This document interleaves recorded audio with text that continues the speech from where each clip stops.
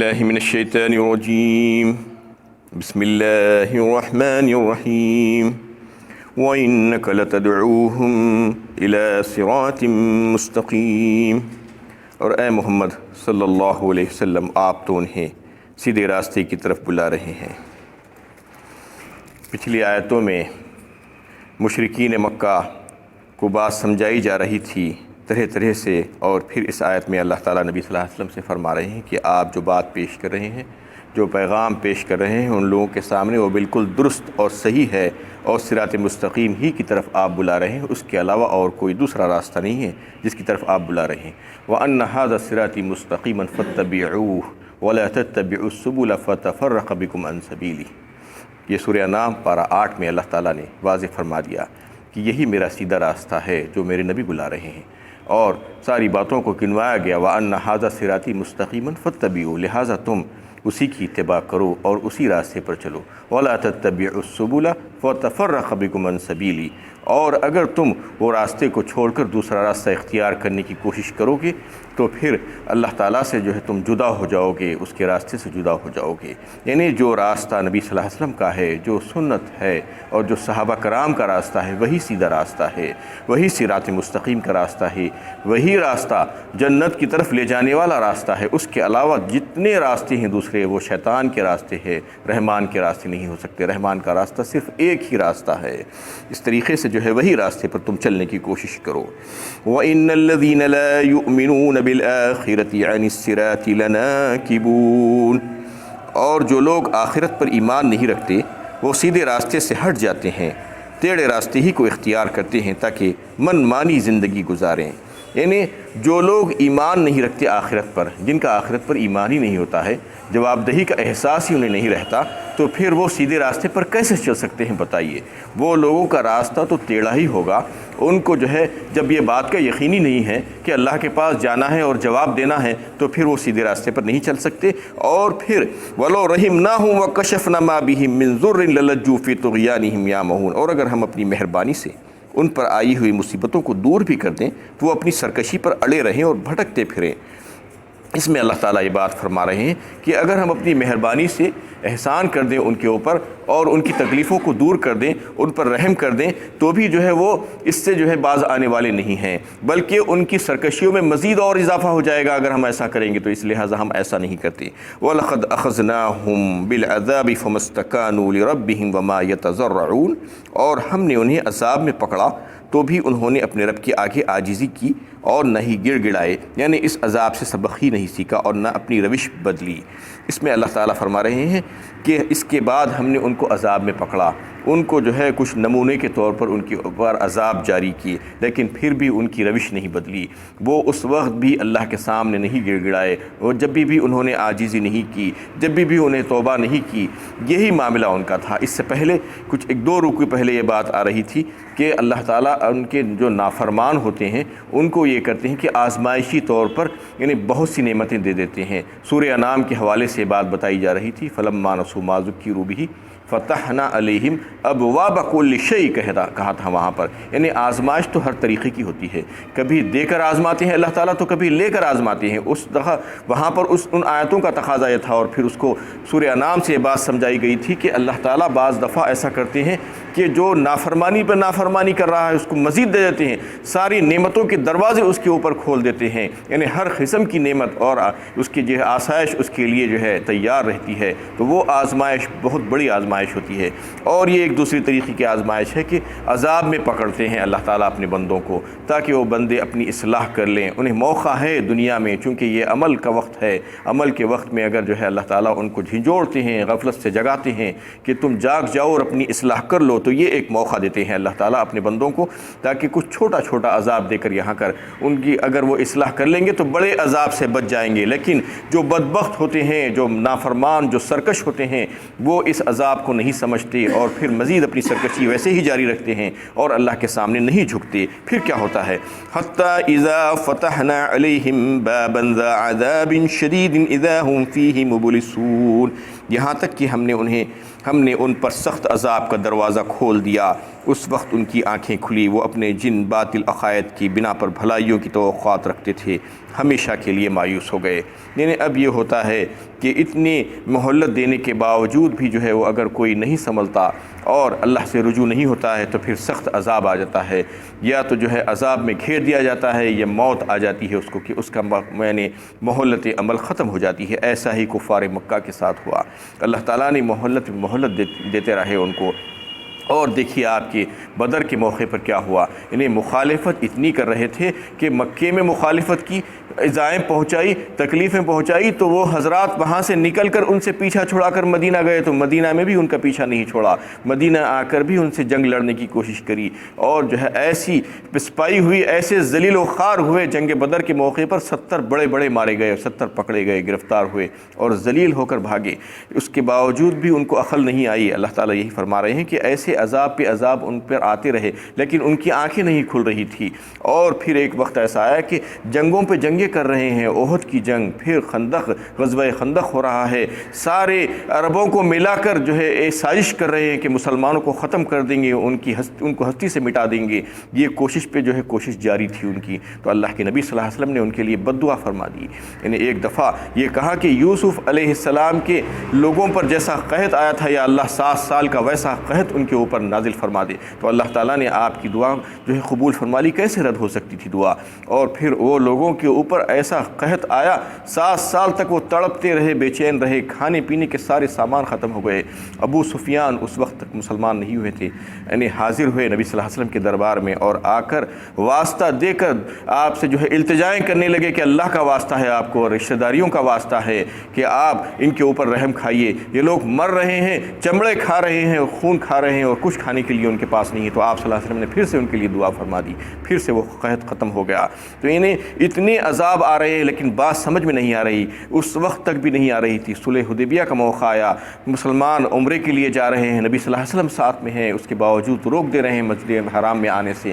بس یہ وقت آ گیا فتح مکہ کا 9 ہجری میں، یعنی 8 ہجری میں اللہ تعالیٰ نے جو ہے یہ فیصلہ صادر فرما دیا کہ اب ان کو تباہ و برباد کر دیا جائے گا، اب ان کو مکمل طور پر ذلیل و خوار کر دیا جائے گا۔ اس وقت وہ مایوس ہوئے، یعنی جب دیکھ لیا کہ اب اسلام کو جو ہے کوئی دبا نہیں سکتا، اب مسلمانوں کے کوئی جو ہے تکلیف نہیں پہنچائی جا سکتی، تو اس وقت وہ مایوس ہوئے۔ اس میں یہی بات آئی ہے کہ عذاب پہ عذاب، جھلکیاں اللہ تعالیٰ بتا رہے تھے اور نمونے کے طور پر ان کو یہ چیزیں بتا رہے تھے کہ دیکھو سنبھل جاؤ، ابھی وقت ہے، موقع ہے، ابھی جو ہے آنے والے عذاب سے ڈر جاؤ اور اللہ کے سامنے عاجزی کرو اور حق کو تسلیم کر لو۔ لیکن انہوں نے حق کو تسلیم نہیں کیا اور اپنی پوری یعنی شرارت جاری رکھی اور سرکشی جاری رکھی آخر وقت تک، جب تک کہ جو ہے فتح مکہ نہیں ہو گیا، اس وقت بھاگنے لگے۔ وَهُوَ الَّذِي أَنشَأَ لَكُمُ السَّمْعَ وَالْأَبْصَارَ وَالْأَفْئِدَةَ قَلِيلًا مَا تَشْكُرُونَ، اور اللہ ہی تو ہے جس نے تمہارے لیے سننے اور دیکھنے کی قوتیں عطا کی اور سوچنے سمجھنے کے دل دیے، لیکن تم بہت ہی کم شکر کرتے ہو۔ اس میں اللہ تعالیٰ انفس پر غور و فکر کی دعوت دے رہے ہیں، اپنی ذات پر توجہ دلا رہے ہیں کہ دیکھو تمہیں زیادہ دور جانے کی ضرورت نہیں، تم اپنی ذات میں غور و فکر کرو۔ تمہیں یہ سننے اور سمجھنے کی صلاحیتیں اور غور و فکر کرنے کی جو صلاحیتیں ہیں، دل و دماغ اور کان اور آنکھیں کس نے دیے ہیں؟ وہی اللہ تو ہے جس نے تم کو یہ ساری نعمتیں بخشی ہے، اور پھر تم اس کا شکر ادا کیوں نہیں کرتے؟ یعنی یہ ساری نعمتیں دینے والا اللہ تعالیٰ ہے، تم یہ جانتے ہو، اس کے باوجود تم حق کو پہچاننے کی کوشش نہیں کرتے۔ وہ جو صلاحیتیں جو اللہ تعالیٰ نے تم کو عطا فرمائی ہے، اس کو لے کر اس کو صحیح اختیار کر کے اور اس کا صحیح استفادہ کر کے تم حق کو پہچانتے کیوں نہیں؟ تم اللہ تعالیٰ کو پہچانتے کیوں نہیں؟ تم اللہ کی توحید کو جانتے کیوں نہیں؟ تم اپنے خالق اور مالک کو پہچاننا ہے اس سے۔ یہی وجہ ہے کہ اللہ تعالیٰ نے تم کو یہ صلاحیتیں دی تھی، تمہیں عقل دی تھی، تمہیں دماغ دیا تھا، تمہیں آنکھیں دی تھی، تمہیں جو ہے کان دیے تھے، تاکہ تم سن کے سمجھ کے غور و فکر کر کے اس حق کو پہچانو اور اس کی طرف رجوع ہو جاؤ اور پھر ہدایت پا جاؤ تاکہ تمہاری آخرت سنور جائے۔ لیکن تم میں سے بہت کم ہیں، قلیلا ما تشکرون کہہ دیا اللہ تعالیٰ نے، جو اللہ تعالیٰ کا شکر ادا کرنے والے۔ شکر ادا کرنا کسے کہتے ہیں اس سے پہلے بھی آپ سن چکے ہیں۔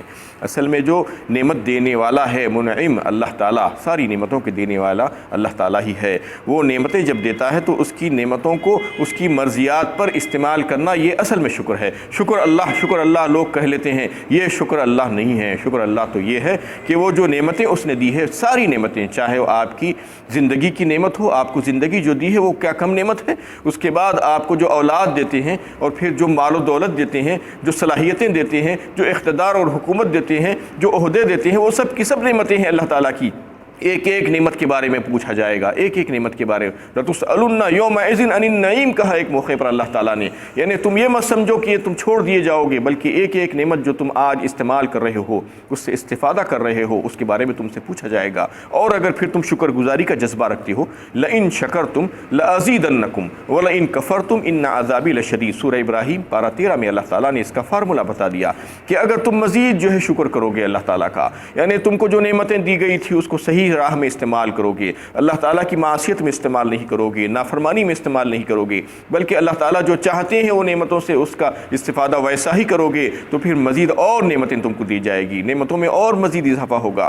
اور اگر تم ایسا نہیں کرو گے، تم اللہ تعالیٰ کی ناشکری کرو گے، تو تمہیں عذاب شدید سے گھیر دیا جائے گا، یعنی نعمتیں بھی چھین لی جائے گی اور سخت ترین عذاب میں تم جو ہے گھر جاؤ گے۔ تو اس طریقے سے اس میں یہاں پر یہ بات بتائی گئی ہے کہ تم کو جو نعمتیں دیے گئے ہیں وہ اس وجہ سے کہ تم اس کا صحیح اختیار کرو، صحیح استعمال کرو، تاکہ تم حق کو پہچانو۔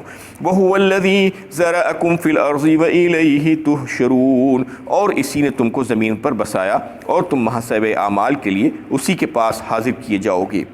اور کون ہے جو تم کو پیدا کیا ہے، اور کون سی ایسی ہستی ہے جو تم کو اس زمین پہ پھیلا دیا ہے، اور اس زمین پر بقا کے سامان تمہارے لیے کس نے رکھ دیے ہیں؟ کون آسمان سے پانی برساتا ہے، کون زمین سے نباتات کو اگاتا ہے، کون تمہاری غذا کا انتظام کرتا ہے؟ وہی اللہ جو تمہیں یہ ساری چیزیں دی ہیں نعمتیں، اور پھر تم ایک دن اس کے سامنے حاضر ہونے والے ہو۔ یہ بات اچھی طریقے سے سمجھ لو۔ وَهُوَ الَّذِي يُحْيِي وَيُمِيتُ وَلَهُ اخْتِلَافُ اللَّيْلِ وَالنَّهَارِ أَفَلَا تَعْقِلُونَ۔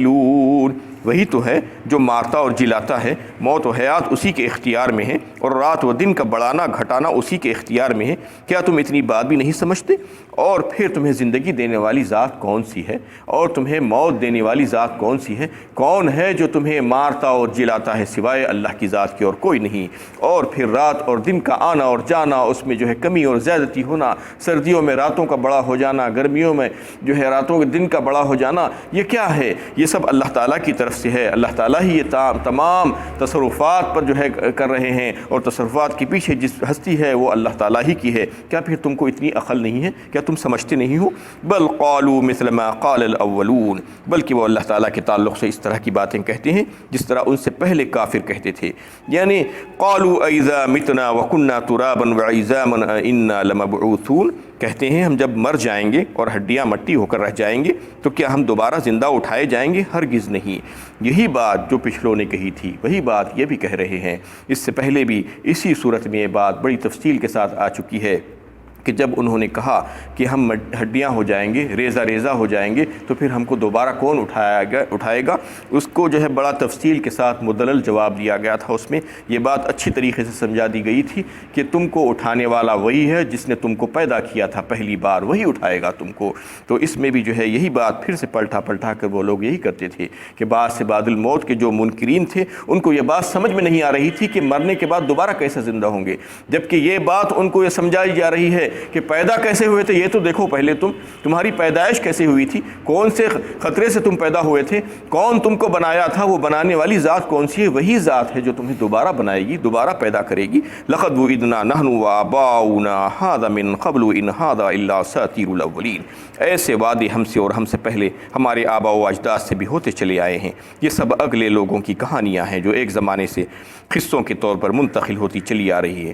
اور بہت آگے بڑھ کر انہوں نے بات کہی اور یہ کہا کہ یہ کوئی نئی بات نہیں ہے، یہ باتیں تو پچھلے دور سے چلی آ رہی ہیں، ہمارے باپ دادا سے بھی یہی وعدے کیے گئے تھے، ان کو بھی یہی بتایا گیا تھا کہ اٹھیں گے، مرنے کے بعد اٹھایا جائے گا، لیکن یہ کچھ اٹھایا جانا نہیں ہے، یہ ابھی تک کوئی بھی نہیں اٹھے، اس لیے یہ تو کہانیاں ہیں، قصے ہیں، یہ بیان کیے جا رہے ہیں۔ اس میں یہ بیوقوف یہ دلیل پیش کر رہے ہیں کہ ابھی تک نہیں اٹھے، ابھی تک ان کے باپ دادا کو یہ بات کہی گئی تھی، اس کے باوجود ان کے باپ دادا نظر نہیں آ رہے ہیں، تو کیا ابھی تک نہیں اٹھے تو آئندہ آئندہ بھی نہیں اٹھیں گے؟ کیا یہ دلیل بن سکتی ہے؟ ابھی تک نہیں مرے تو کیا آئندہ بھی نہیں مریں گے؟ ابھی تک بوڑھے نہیں ہوئے تو کیا آئندہ بھی بوڑھے نہیں ہوں گے؟ یہ سب ایک وقت مقررہ ہے اللہ کے پاس، لِكُلِّ أُمَّةٍ أَجَلٌ فَإِذَا جَاءَ أَجَلُهُمْ لَا يَسْتَأْخِرُونَ سَاعَةً وَلَا يَسْتَقْدِمُونَ۔ اللہ تعالیٰ فرما رہے ہیں ہر امت کے لیے ایک وقت مقرر کر دی ہم نے عذاب کا بھی، اور پھر قیامت تو آنے والی ہے، کائنات کی موت وہ ایک وقت مقررہ پر آئے گی، یوم القیامہ، یوم الجزا۔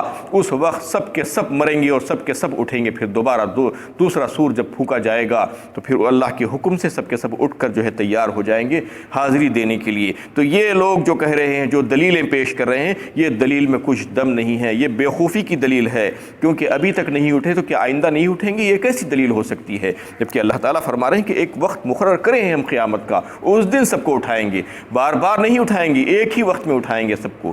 وآخر دعوانا ان الحمد للہ رب العالمین۔